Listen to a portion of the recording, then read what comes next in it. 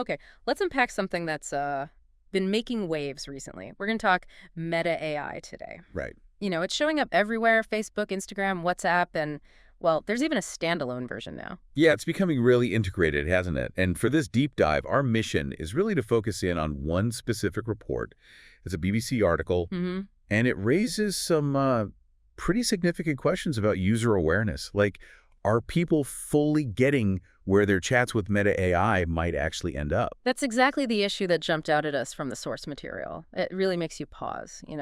How would you feel if a conversation you thought was, well, private? Just between you and the AI. Exactly. If that suddenly became visible to other people, that sort of feeling, that potential gap, that's what this BBC report is digging into.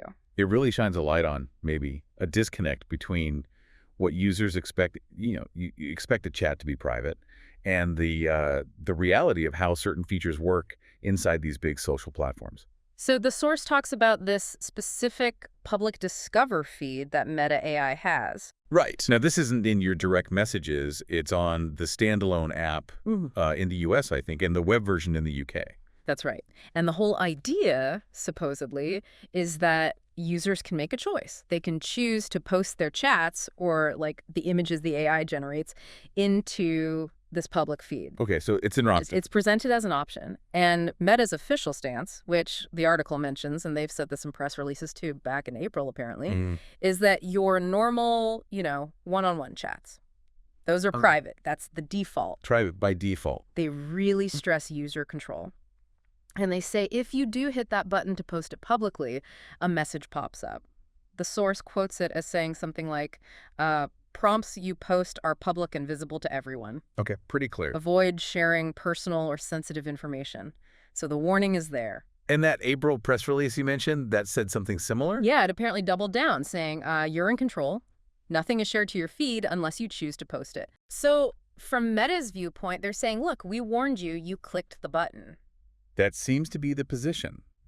But what the BBC article is really questioning is whether, even with those warnings, do users truly get it? Get the public part. Yeah, get these chats, which again feel really private when you're typing them. Like you're just talking to a machine. Exactly. Do they grasp that clicking post puts out there in a public searchable feed? Especially when you think about the kind of stuff people might ask an AI privately. And that lack of understanding, or potential lack of understanding, is a big deal according to the source, because these public posts, they can sometimes be linked back. Right, linked back to the user's other accounts, like their main social media profiles. How? Through usernames, profile pics. Exactly that. Usernames, profile pictures, identifiers that basically connect that public AI chat back to, you on Facebook or Instagram. Okay, that adds another layer. It does. And the BBC team, they actually spent time looking through this public discover feed. And what did they find? Well, some of the examples they reported finding are pretty striking. They really highlight this whole privacy angle. Like what? Give us some examples from the source. Okay, so one thing was users who seem to have uploaded photos of, like, school tests or university exam questions. No way. Asking the AI for answers. Apparently. Yeah, asking the AI for help.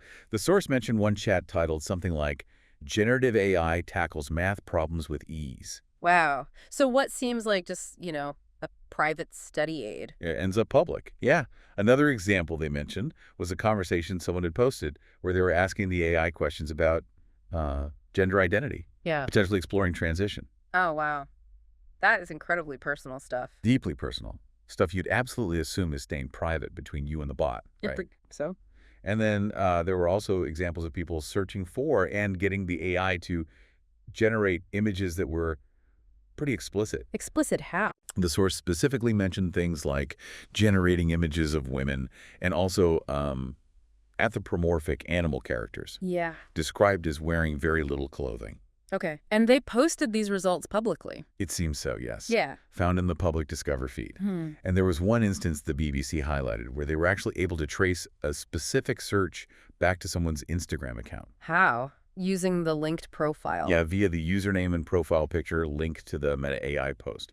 This person had apparently asked the AI to create an image of, I think it was an animated character, Yeah, okay. lying outside wearing only underwear. And that request, and potentially the result, ended up public and linked back to their Instagram.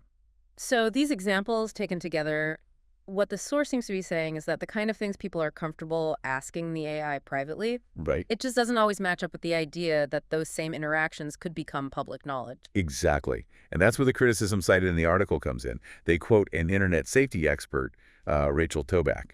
What does she say? She's quoted calling this whole setup a huge user experience and security problem. Strong words. Why specifically? Well, she argues, according to the source, that the user's expectation is key here. You expect privacy with a chatbot. It feels like a one-on-one conversation. Yeah, it does. But the reality is, it's potentially connected to this public social feed system. And that mismatch, Can lead to problems. right. Her point is that this mismatch can lead users to, and this is her quote the source uses, inadvertently posting sensitive info to a public feed with their identity linked. So it's not necessarily that Meta isn't putting up a warning. Perhaps not. It's more about whether users fully compute the implications of posting something publicly to a feed that's associated with their, social media identity, especially when they're in that private chat mindset. Okay, so let's try and summarize what this source is telling us. You've got Meta saying, hey, you're in control, chats are private unless you choose to post, and we warn you if you do. Check, check, check. That's their side. But then you have the BBC's investigation, the examples they found, the tests, the personal identity questions, the explicit images, and the expert critique saying there seems to be a gap between the warning and actual user understanding of what posting publicly means in this context, especially with that link back to their identity.